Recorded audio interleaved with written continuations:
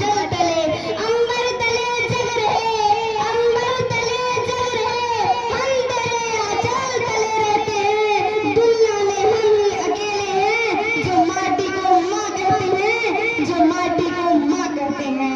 लोग फौज में नौकरी करते हैं, फौजी कहलाते हैं। हम बिना वर्दी पहने खुद को भारत का सिपाही बुलाते हैं। और जितनी बार भी आंखों से तिरंगा गुजरे, आदर से सर झुकाते हैं।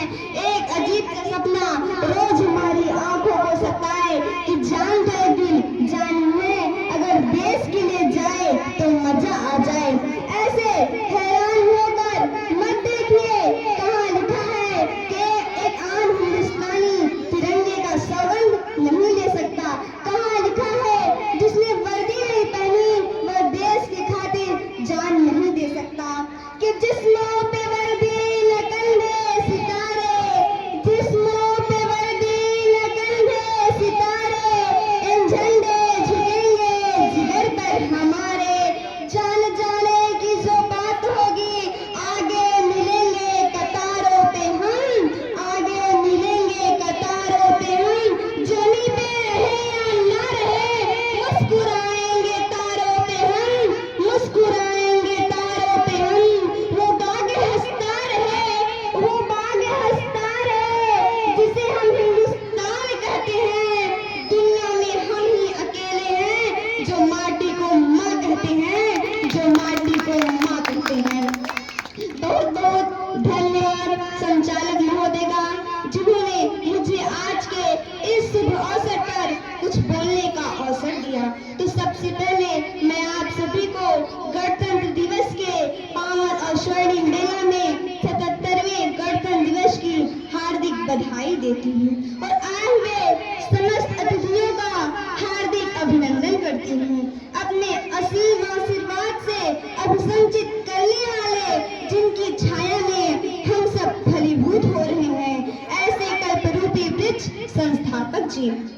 क्षेत्र में शिक्षा का पताका फहराने का बीड़ा उठाए हुए शिक्षा जगत के पुरोधा प्रबंधक जी। विद्यालय में बहुत ही सुहृदय यशस्वी मिलनसार प्रधानाचार्य जी।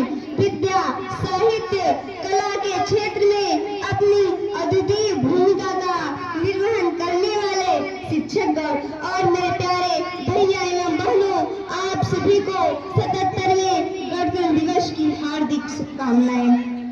तो आज का दिन उन देशभक्तों के त्याग, तपस्या, शौर्य, बलिदान और उनकी अमर गाथाओं को याद करने का दिन है, जिनके कारण गणतंत्र दिवस मनाने का यह शुभ दिन स्थापित हो चुका है।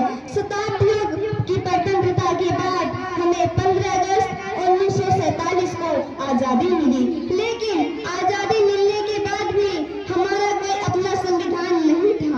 हम अपने देश को सुचारू रूप से चला सके, लिहाजा एक संविधान सभा का गठन किया गया, जिसके अध्यक्ष डॉक्टर राजेंद्र प्रसाद थे। उनकी अध्यक्षता में संविधान का निर्माण शुरू हुआ। 299 सदस्यीय टीमों ने 10 देशों के संविधान का अध्ययन करने के बाद 2 वर्ष 11 माह 18 दिन के बाद हमारा डॉक्टर भीमराव अम्बेडकर ने हमारा संविधान तैयार किया था।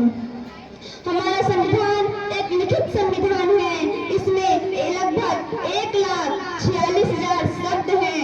भारतीय दंड संहिता में 511 धाराएं, 395 अनुच्छेद, 8 अनुसूची और 22 भाग हैं। पर वर्तमान में 511 धाराएं, 470 अनुच्छेद, 25 भाग और 12 अनुसूचियां हैं। इसकी प्रस्तावना यह है कि हम भारत के लोग भारत के संप्रभुत्व संपन्न समाजवादी